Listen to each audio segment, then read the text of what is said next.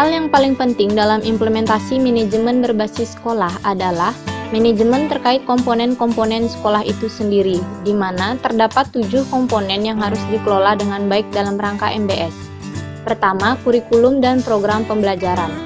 Manajemen kurikulum dan program pembelajaran mencakup kegiatan perencanaan, pelaksanaan, dan penilaian kurikulum. Perencanaan dan pengembangan kurikulum nasional pada umumnya telah dilakukan oleh departemen pada tingkat pusat. Karena itu, tugas sekolah yang paling penting adalah merealisasikan dan menyesuaikan kurikulum tersebut dengan kegiatan pembelajaran. Kedua, tenaga kependidikan.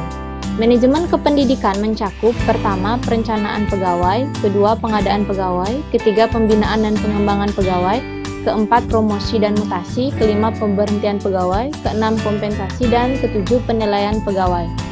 Ketiga, kesiswaan.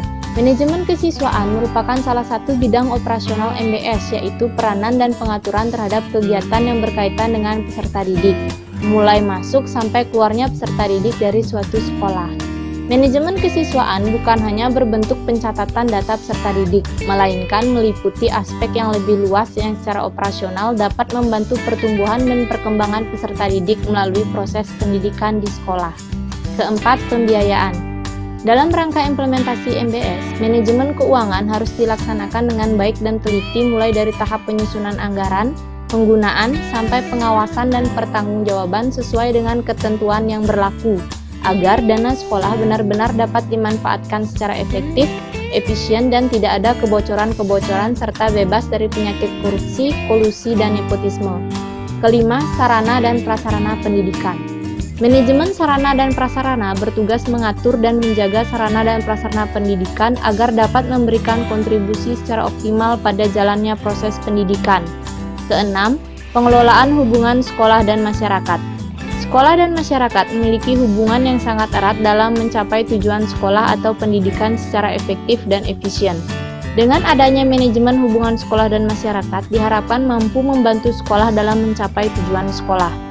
Ketujuh, manajemen pelayanan khusus lembaga pendidikan. Manajemen khusus tersebut meliputi manajemen perpustakaan, kesehatan, dan keamanan sekolah, serta komponen lain sebagai penunjang pencapaian tujuan pendidikan.